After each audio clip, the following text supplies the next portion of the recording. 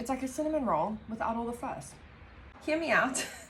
I'm gonna make some like monkey bread inspired bread. So I don't really know what it is, but it is what it is, and it's gonna be good. So I've got some dough that I made here. It's been rising for about 45 minutes. And I've got some cinnamon sugar, and I've got a little bit of like a cream cinnamon sugar mixture to go on top afterwards. I'm gonna throw that on after it's baked. I always forget to turn my oven on, so I'm glad I remembered to do that first. So people usually take the balls of dough and roll them in melted butter and then into the cinnamon sugar. I actually don't have any butter or baking butter or anything right now. I need to do grocery shopping. So, I mean, this is the last of my oil. So I'm gonna put some oil on my hands and just take little balls of dough like that, right into the oil, and then straight into the cinnamon sugar, just like that. They don't need to be gorgeous, they don't need to be pretty, and then you're just gonna plop them into the tray. And I'm just gonna do this to all of the dough until it's pretty much all finished. If I do have any dough left and this tray is full, I'll probably just bake it into like a big, you know, sweet loaf or something, into a loaf pan. You can use any dough recipe you want to, or if you have one that you use pretty regularly for like normal bread. I just use like a normal plain one where it's like yeast, water, flour, salt. The only difference was I added some oil to the dough and then also some cinnamon and a little bit more sugar.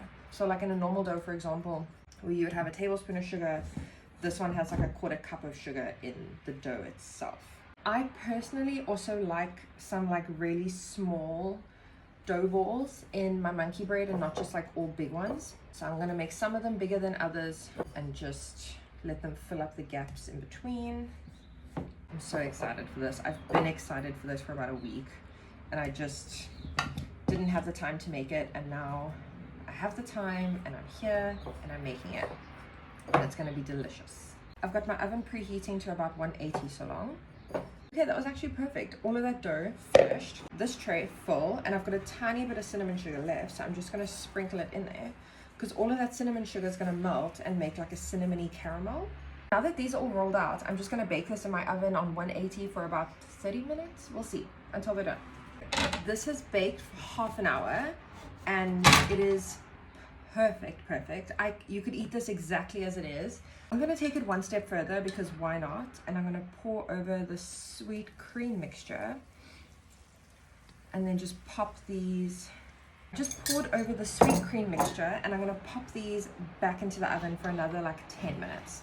Absolutely perfect. I don't know if you can see, it looks darker on camera, but it's just perfectly caramelized in person. I don't want to wait, but I'm gonna have to give this a sec. Cream is reduced down and turned into like a caramel, so there's all the sauce underneath. When you're hungry but you're waiting for your food to cool down.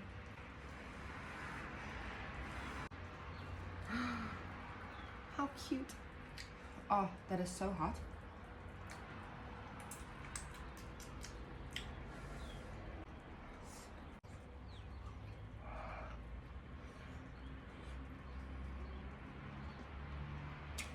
Oh, they pull apart so perfectly. How cute. Oh, I just got some cream cheese icing here. I bake, so I have this on hand, but I've just melted it slightly in the microwave and I'm just gonna put it right on top.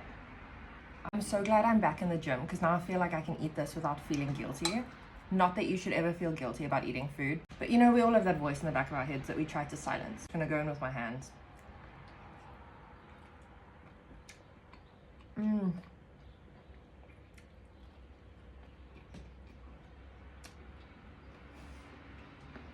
I love these, they're so cute. You can actually just pick one and pull it out. And that dough came out so perfectly. They're perfectly fluffy. I'm gonna go finish work and enjoy these.